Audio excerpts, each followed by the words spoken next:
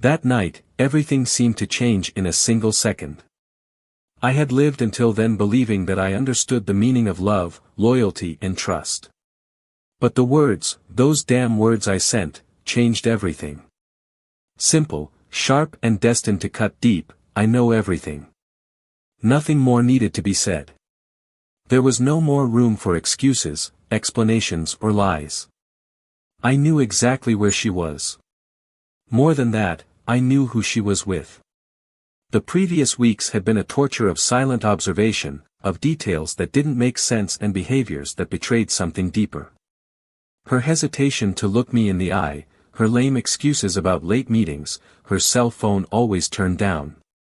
I realized before I even accepted what was real. When I sent the message, I imagined the impact. He was by her side, that much I knew for sure. The lover who had invaded my life, my home, my marriage. I could see, as if I were there, the moment they read it together. She would freeze, her eyes wide in shock, while he, more arrogant, would probably try to deflect, an excuse already formed on the tip of his tongue. But the words I sent were a sure blow, a clear warning that the game was over. My mind went back to the nights when I felt stupid for trying to rekindle something that, apparently, she had already put out. Her exchange of glances that once set me on fire was now full of secrets she never planned to share. How many times had I stood next to her, feeling that growing emptiness, while she made plans to see him? How many times did I look the other way, because admitting betrayal would be more painful than living in ignorance? As I typed that message, my hand was shaking. It was anger, yes, but there was also something else. It was a sense of justice, that she needed to feel at least a fragment of the devastation I felt. It wasn't about revenge, not yet. It was about regaining control. About making it clear that she couldn't go on belittling me while living her lie. The seconds after sending the message were unbearable. The silence seemed to scream around me. The phone didn't ring, no message came back. I didn't expect an immediate reply, of course, but the silence was deafening. I began to wonder what was going on at that moment. Would they keep denying it until the last second? Or would she desperately try to save what was left of our life together? Betrayal isn't just about the physical act. It's about everything that's hidden behind it. The lies, the manipulations, the breach of trust. It's about all the times you made me feel that the problem was with me. It was me who worked too hard, who didn't show enough, who didn't see what was right in front of my eyes. She built up a narrative in which I was to blame for her dissatisfaction, while she went off on adventures with someone else. Now it was all coming out. She knew that I knew. And what about him? He was probably wondering what would happen next. What would my next move be? Because there was one certainty, I wasn't going to let it go unnoticed. They had to understand what it's like to be destroyed from the inside, what it's like to have the ground ripped out from under your feet. I stood up, unable to remain still. My emotions were running wild, a mixture of anger, pain and something I still couldn't identify. I walked around the room that now seemed foreign, every object a reminder of the life I thought we had. Her perfume still hung in the air, but now it was a bittersweet reminder of what had been lost. Meanwhile, I wondered what they would do. He might try to convince her that it was better to hide everything. She, on the other hand, would be torn between admitting the truth or continuing with the farce. But I had something else. A detail that would change everything, something they didn't know yet. And that gave me a sense of power that I hadn't felt for a long time. The minutes dragged by as I waited for some reaction, something to tell me that the message had reached its target. My mind was buzzing with possibilities, strategies and scenarios. Because one thing was certain, it wouldn't end here. It couldn't end here. Not after everything I'd discovered, everything that had been stolen from me. And now, with the truth out in the open, what came next was inevitable. Deep down, I knew that this message was only the beginning. That what was to come would be much more than they could have imagined. And that, in the end, they would feel the weight of every lie, every deception, every moment of betrayal. Because, unlike them, I was prepared to play to the end. And it was at that moment, amid the tension of the silence, that my phone vibrated. A single message appeared on the screen, and what was written there was not what I had expected. It was something that would completely change the course of things. Something that made me realize that this story had only just begun. Welcome to the channel. Here, we don't support any kind of betrayal. The stories you'll hear are fictional, but they carry a clear message: betrayal destroys lives, trust, and relationships. Our aim is to show how wrong choices can have devastating consequences.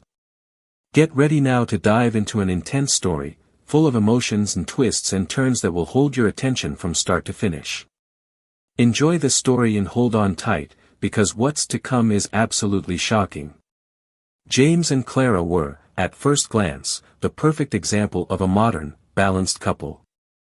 They met at a casual event of mutual friends, an evening where the soft lights and ambient music created a relaxed atmosphere conducive to genuine connections.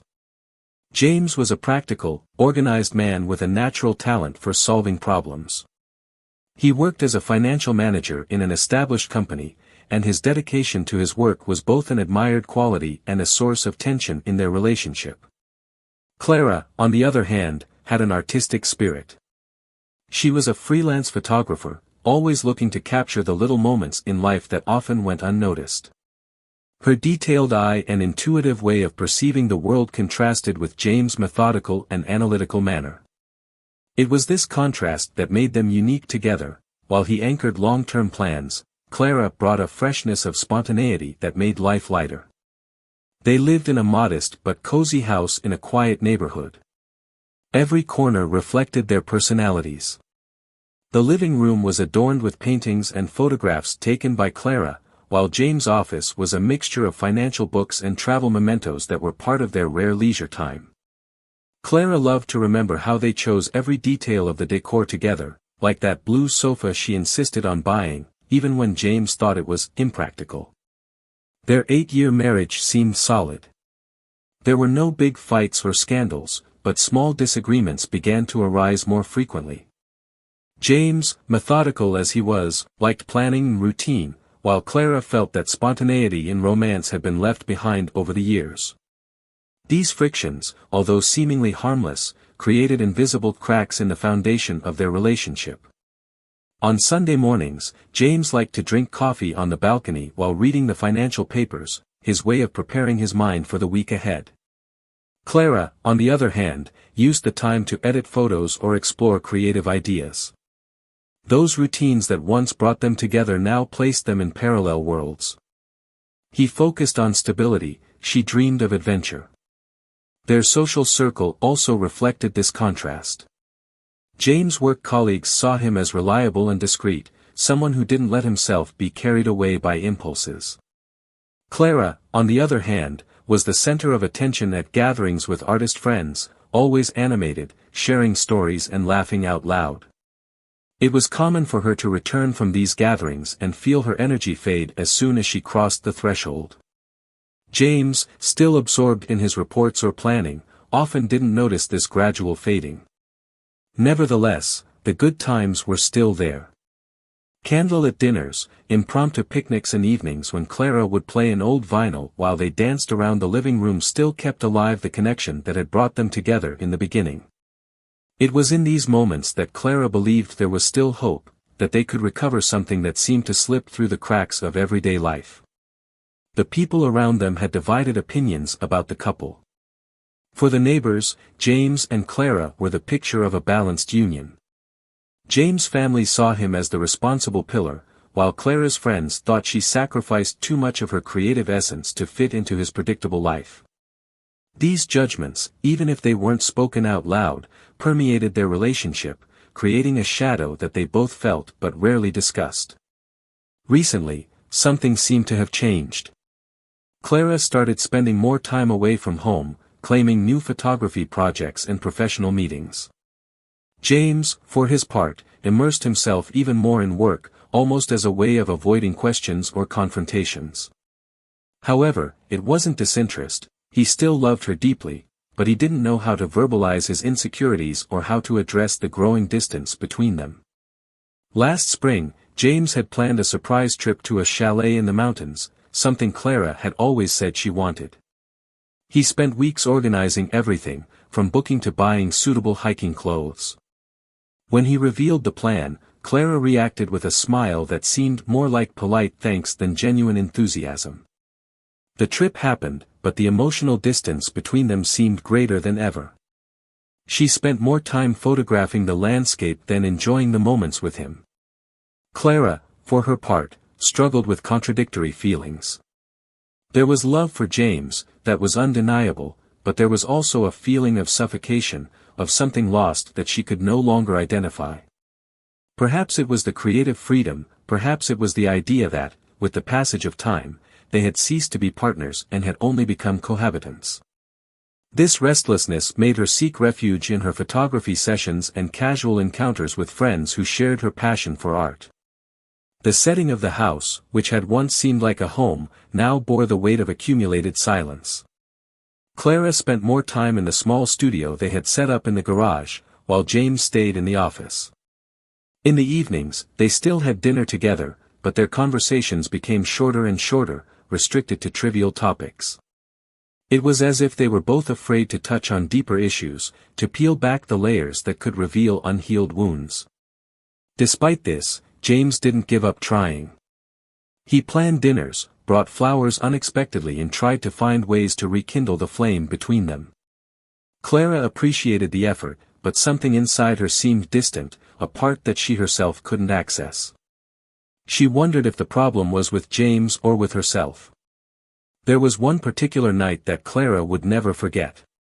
James was especially tired after a busy day at work, but he still prepared his favorite dish and lit candles on the kitchen table. They laughed together, reminisced about old times, and for a few hours everything seemed fine. But when Clara went into the bedroom and found James' cell phone open on a messaging app, something in her changed. There was nothing compromising on the screen, just a conversation with a work colleague about a meeting, but that moment made her feel watched, judged, even if by no one other than her own conscience. On the other side, James was also carrying his own weight. He didn't understand what had changed, but he felt the distance. His mind worked on practical solutions, more travel, fewer hours in the office, maybe even a dog, something to bring Clara back. But deep down, he knew it wasn't about external actions, it was something deeper, something that was out of his hands. In that house where so many memories had been created, there was now an atmosphere of uncertainty, like the moment before a storm. They both felt it, but no one spoke. And perhaps it was precisely this silence that carried the weight of something about to break. The air seemed heavier in recent days, as if something invisible had crept in between James and Clara. Small moments of silence that used to be comfortable now seemed to echo through the house like muffled screams. James began to notice patterns that he had previously ignored. The messages Clara received on her cell phone were accompanied by restrained smiles and quick glances at the screen. She started answering calls in another room, something she had never done before. He told himself it was just paranoia, but the restlessness wouldn't leave him alone.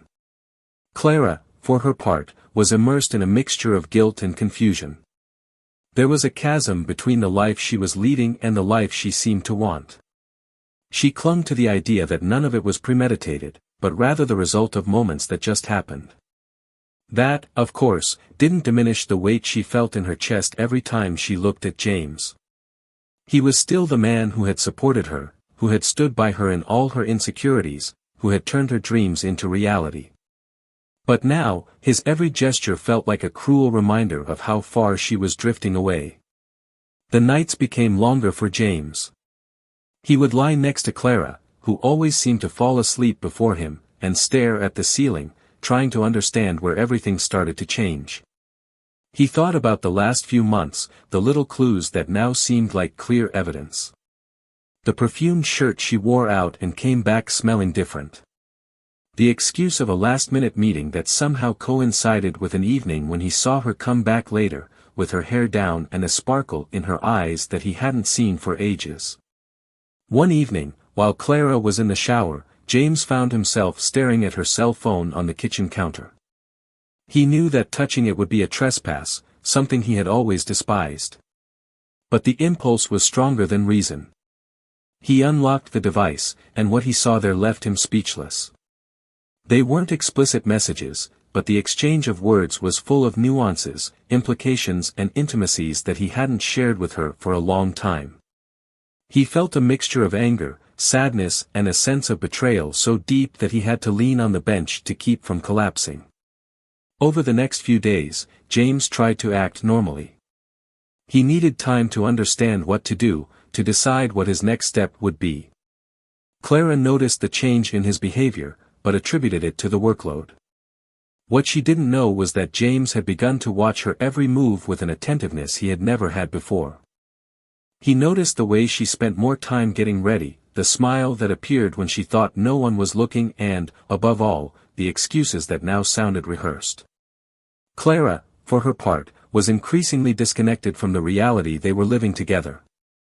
She clung to the idea that she wasn't a bad person, that it was just a passing moment. But somewhere deep down, she knew she was lying to herself. There was a force pulling her away from James, something that seemed irresistible, even if she wanted to fight it. It was on a rainy afternoon that James decided he couldn't wait any longer. He saw her hurry out of the house, with an excuse that barely made sense, and something inside him snapped. He grabbed his car keys and followed her. It wasn't something he would ever have imagined doing, but at that moment it seemed the only option. He kept enough distance so that she wouldn't notice him, but close enough that he wouldn't lose sight of her. Clara stopped at a small cafe in the center of town. James parked across the street, watching as she went in and chose a table in the corner. He waited, his heart racing, his chest tight. And then he saw him. A tall man with dark hair and a confident smile approached the table and sat down with Clara. They laughed, and the connection between them was evident. James felt as if the air had been knocked out of his lungs. He didn't go in. He couldn't. He stood there, watching the scene as if he were a spectator of his own life. The way Clara leaned close to the man, the way he casually touched her hand, it was all confirmation of what he feared. He got back into the car, unable to stand it any longer. His hands were shaking as he tried to process what he had just seen. It was no longer a suspicion, it was a reality that he could no longer ignore. Over the next few days, James lived in a state of torpor. He became more reserved, colder, but Clara didn't seem to notice. She continued with her routine, carrying with her the secret that James now knew. He thought about confronting her, putting it all out there, but something stopped him. It was as if there was still a part of him that was waiting for an explanation, something that could erase it all. The final straw came one evening when Clara went out again, saying she had a meeting with a friend about a project. James knew exactly where she was going, and this time he decided he wasn't just going to watch. He followed in her footsteps once again, this time to a discreet restaurant on the outskirts of town. There she was, with the same man, the two of them laughing and sharing something that seemed so intimate that it made James' blood boil. This time, he went inside. He walked over to the table where they were sitting, his eyes fixed on Clara. She went pale at the sight of him, and the man immediately backed away, as if he already knew what was coming. James looked at her, and then at him, before saying with a calm that didn't reflect the storm inside him, "I hope the food is good. That seems to be more important than respect." Clara tried to speak, but the words wouldn't come out. The man started to say something, but James held up his hand, interrupting him. "I don't care what you have to say. This isn't about you." He turned to Clara again, his gaze full of hurt and restrained fury. "After everything, is this what you choose?" Without waiting for an answer, James left the restaurant. The walk back to the car seemed endless, and every step was charged with pain and anger. He knew that confrontation was inevitable, but what consumed him most was the need to understand why. Why, after years of dedication and love, Clara had chosen that. And, above all, what else was she hiding? The door to the house was open, swaying slightly in the wind. James, standing on the threshold, felt a wave of anger and determination wash over him. It was as if every doubt, every moment of hesitation, had been transformed into a controlled fury, ready to explode. He entered slowly, his breathing heavy. Clara was sitting in the living room, her hands restless, fiddling with a ring she always wore.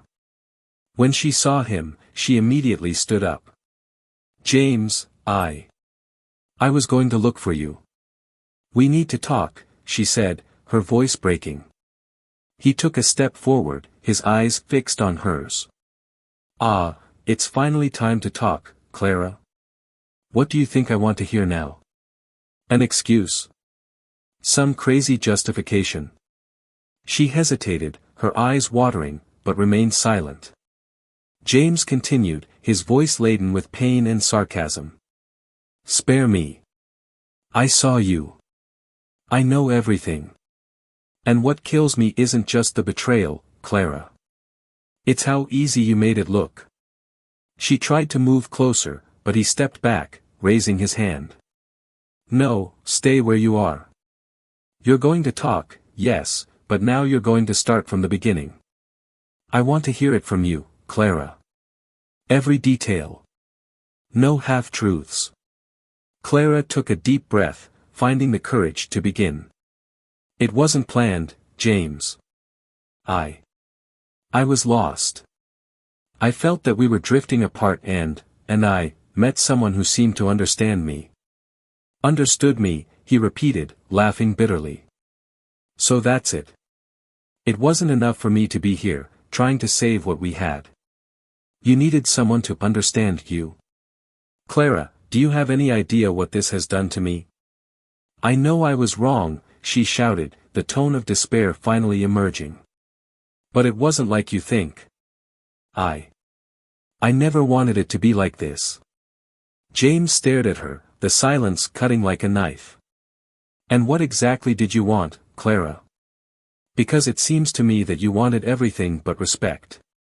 She squeezed her eyes shut, the tears finally flowing. "It was a mistake. A horrible mistake. But it's not just that, James. It's not just about him. Oh, so there's more." He crossed his arms, his voice cold. "Go ahead. Surprise me." She hesitated, as if the words hurt her as much as the truth would hurt him. "It's about us. James, I feel like you've never really seen me. You've never seen who I am. I've always been the perfect wife, the woman who fit into your plans.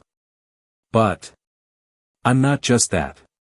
James interrupted her, his anger finally boiling over. "Are you blaming me, Clara? Are you saying it was my fault? That you threw yourself into someone else's arms because I wasn't enough? Do you have any idea how hard I worked? The things I gave up for you?" She cringed, but continued. "I'm not trying to blame you. I'm just trying to explain. I lost myself, James. We lost each other. No, Clara. You lost me. And you know what's worse? It's not just the betrayal that destroys me. It's the fact that you've entangled our lives, our history, in a web of lies so big that I don't even know where it begins or ends. Who are you, Clara? Because, honestly, I don't recognize you anymore." She collapsed on the sofa, her hands covering her face. "I want to be honest now. I want to fix this." James laughed in disbelief. "Fix it? Fix what, Clara? There's no going back. Don't you understand that?" She looked at him, her face pale. "I need you to know something. Something I hid, out of fear." James narrowed his eyes, pain and exhaustion fighting to overpower his patience. "What? What else can you hide from me?" Clara took a deep breath, the words coming out like blades.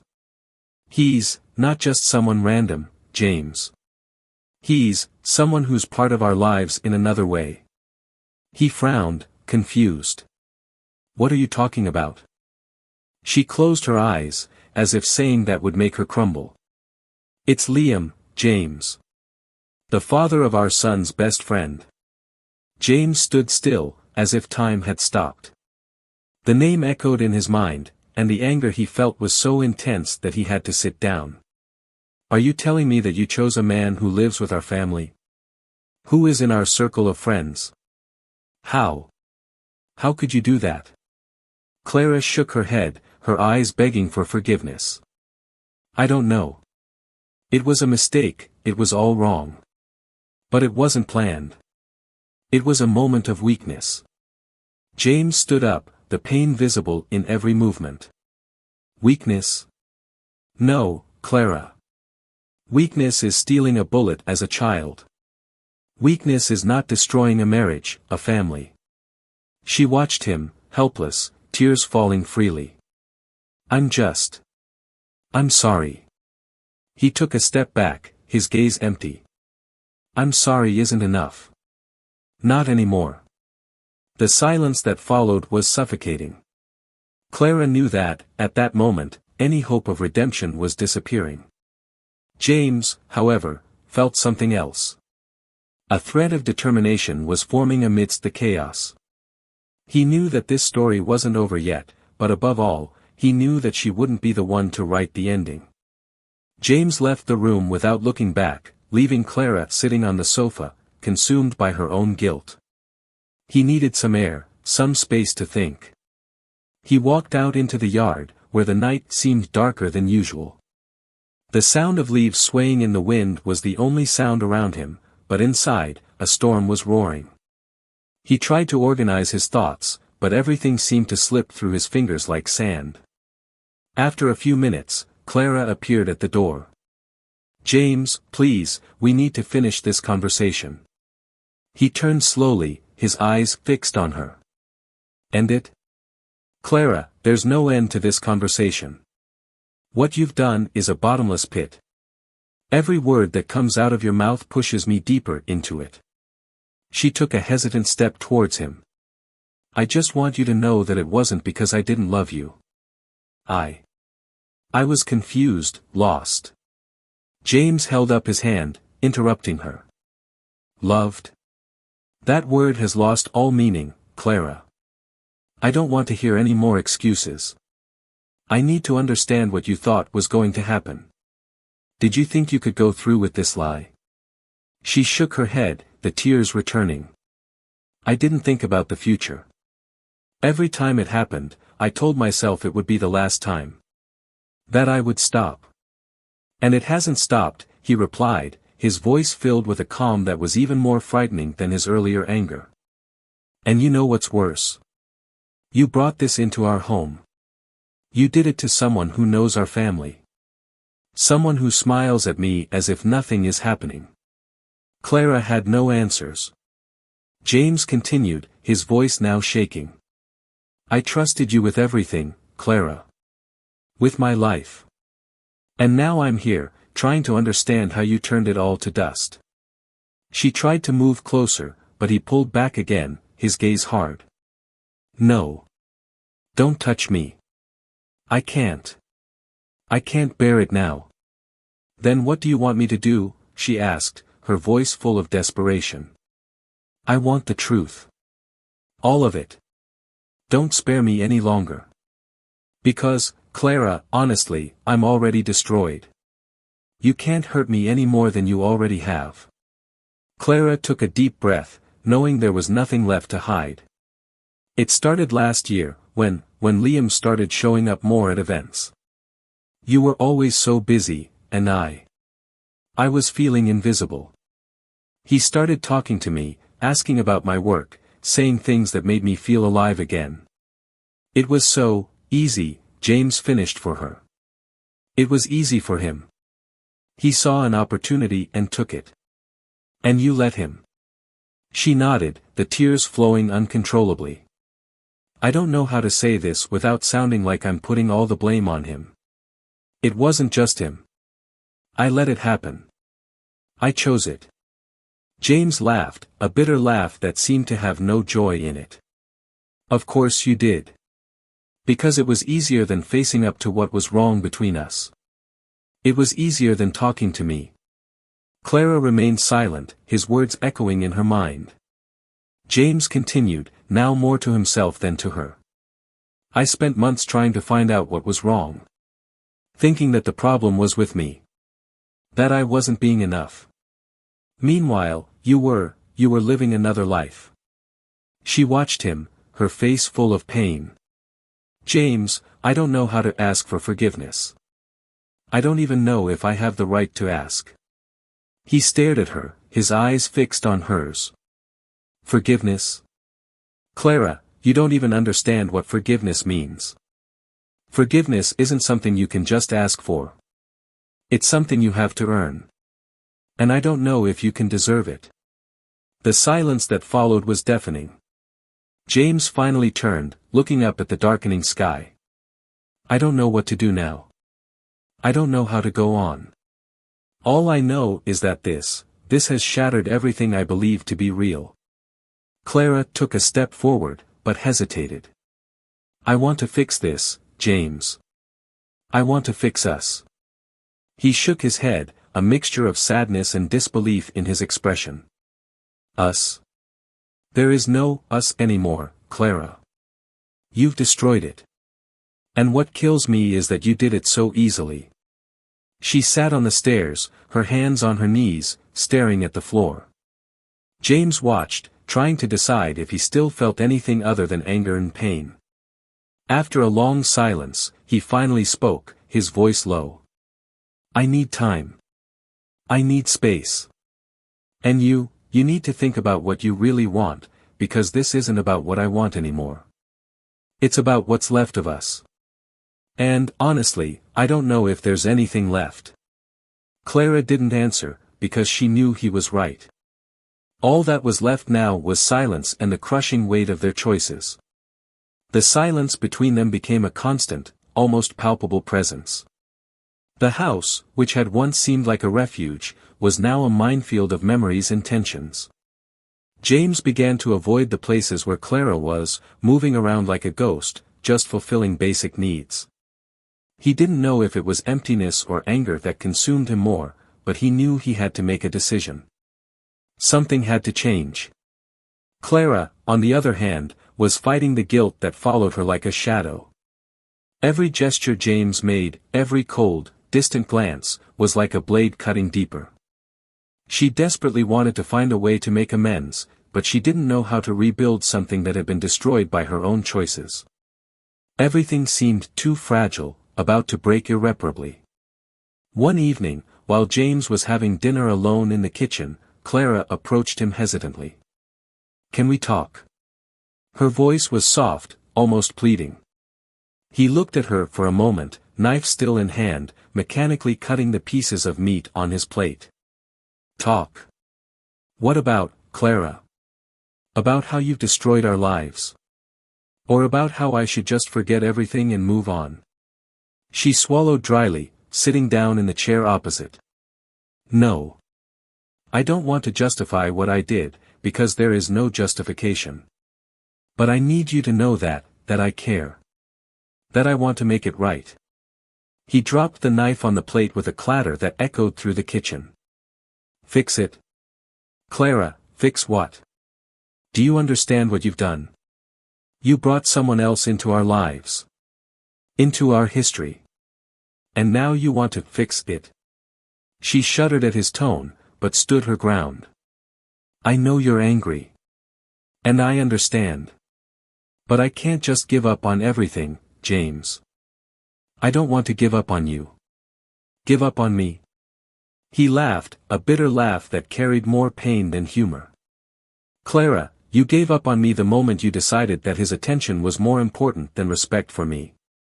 Than respect for us. She lowered her head, the tears threatening to fall again. I made a mistake. I know that. But I want to try, if you give me the chance. James stood up, pushing the chair away with a sudden movement. Chance. Clara, do you want me to pretend it never happened? Do you want me to pretend that every time I look at you, I don't see the image of the two of you together? Because, honestly, I don't know how to do that. She remained seated, her hands clasped in her lap. He walked away, picking up his coat and going out the front door. Clara heard the sound of his footsteps disappearing, leaving her alone with the pain she herself had caused. Outside, James walked aimlessly, trying to find clarity. He ended up in a park, the same one he and Clara used to go to in the early years of their marriage. He sat on one of the benches, watching the leaves slowly fall from the trees. Nostalgia hit hard, bringing back memories of simpler times, when love seemed immune to any adversity. He took his cell phone out of his pocket, staring at the screen. He thought about calling someone, anyone, but realized he didn't want to share it. Shame and pride stopped him. He wanted to solve it alone, but the loneliness was overwhelming. Meanwhile, Clara remained in the kitchen, the silence of the house enveloping her. She knew that James needed time, but time seemed like a cruel enemy. Every minute that passed felt like a reminder of what she had lost. She picked up the phone, scrolling through the contacts to her best friend's name. She had told her part of the story, but never the full details. She hesitated before pressing the call button. Clara, hi. Is everything all right? The cheerful voice on the other end was a contrast to the weight Clara was carrying. Not exactly, she replied, her voice breaking. I needed to talk. Of course, darling. I'm right here. What happened? Clara took a deep breath, trying to keep her composure. I lost James. And I think it was my fault. On the other side, her friend was silent for a moment before answering. If you really want to fix this, Clara, you need to be honest. Not just with him, but with yourself. Because, from what you've told me, you're just as lost as he is. The words echoed in Clara's mind long after the call had ended. She knew her friend was right, but how could she be honest when the truth had already done so much damage? James returned late that night, entering the house in silence. Clara was on the sofa, waiting for him, but he didn't say anything. He just went upstairs and closed the bedroom door. She stayed where she was, feeling the weight of the growing distance between them. Over the next few days, their routine became even more unbearable. James left early and returned late, avoiding any prolonged interaction. Clara tried to find ways to make amends, but everything seemed insufficient. She cleaned the house, cooked his favorite foods, even left notes on the fridge door, but James ignored them. Finally, one Friday evening, he walked into the living room with an envelope in his hand. Clara watched him, her heart racing. He placed the envelope on the table in front of her without saying a word. What's this? She asked, her voice trembling. It's a separation of assets, he said, his voice cold. I haven't decided what to do yet, but I think we'd better prepare for the worst. She reached for the envelope, but couldn't open it. James, please. It doesn't have to be like this. It does, Clara. Because I can't go on living like this. I can't keep pretending it's going to get better, when all I see is the wreckage of what we used to have. She held the envelope tightly, the tears returning. Don't you understand? I still love you, James. Even with everything that's happened, I still love you. He shook his head, his eyes full of tiredness. What about me? How can I love someone who destroyed me? Who destroyed everything I believed in? Without waiting for an answer, he walked away again, climbing the stairs and closing the door behind him. Clara stood there, holding the envelope, feeling as if the weight of her choices was finally falling on her with full force. James didn't come home that night. He drove aimlessly, searching for answers that might never come. The silent streets seemed to reflect the emptiness he felt inside. At some point, he parked in front of a simple motel and decided to spend the night there. He needed space, a break from everything that was suffocating him. Meanwhile, Clara remained alone in the house, her eyes fixed on the door as if she expected him to return at any moment and everything to start all over again. But as the hours passed, the reality became clearer: perhaps he would never come back. The next morning, James finally picked up the phone and made the call he had been putting off. He called his lawyer, ready to get on with it. He needed a way out, something to help him end this cycle.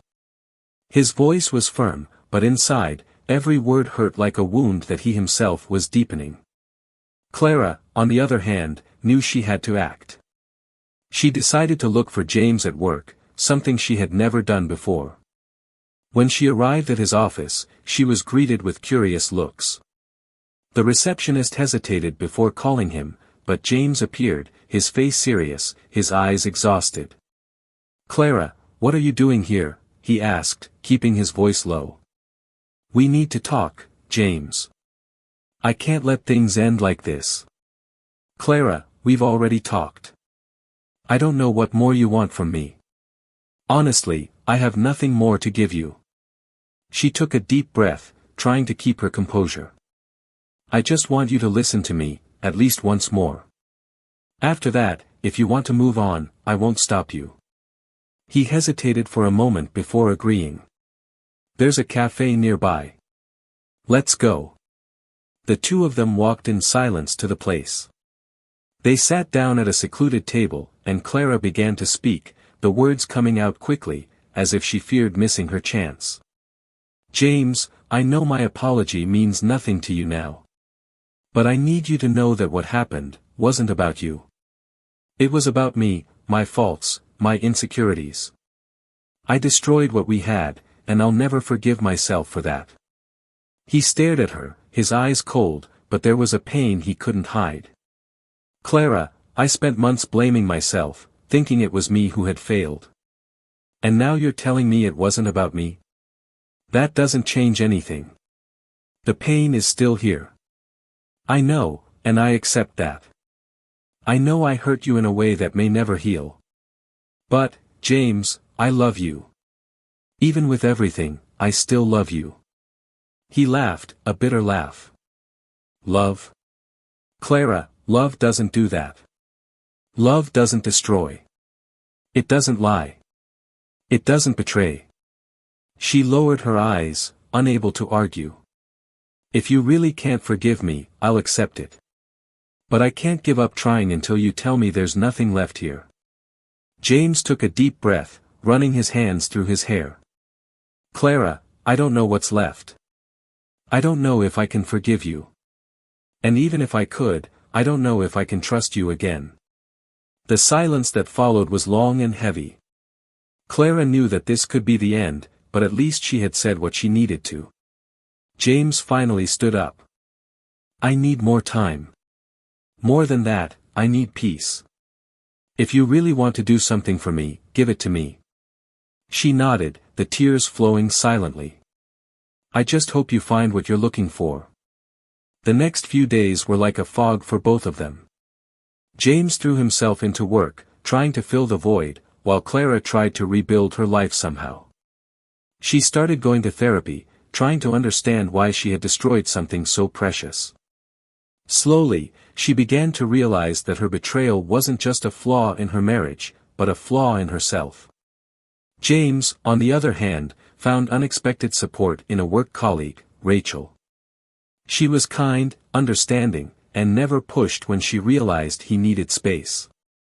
The casual conversations that began at lunch turned into something deeper, and for the first time in months, James felt that there was a light at the end of the tunnel. When the day finally came to sign the divorce papers, Clara was calm. She knew that this was the consequence of her choices. James was also serene, although part of him still felt the weight of everything they had lost. Before they said goodbye, Clara looked at him, her eyes sad but resigned. "James, I hope you find someone who can give you everything I couldn't." He stared at her, the words on the tip of his tongue, but all he could say was, "I hope you find the same thing." When the door to the lawyer's office closed, they both knew that this was the end of a story, but also the beginning of something new. James moved on, stronger and wiser. His connection with Rachel slowly blossomed, and he discovered that there was still room for love in his life. Clara, for her part, continued her journey of self-discovery, determined never to repeat the mistakes that led her there. And so, what seemed like a tragic ending became an opportunity for rebirth for both of them. Because, in the end, the truth is that sometimes you have to lose everything to find yourself again. If you liked this story, leave your opinion in the comments and share your thoughts. Don't forget to subscribe to the channel for more impactful stories like this one. Remember, betrayal is never the answer, and here, we always try to show the real consequences that wrong choices can bring. Thanks for watching and see you next time.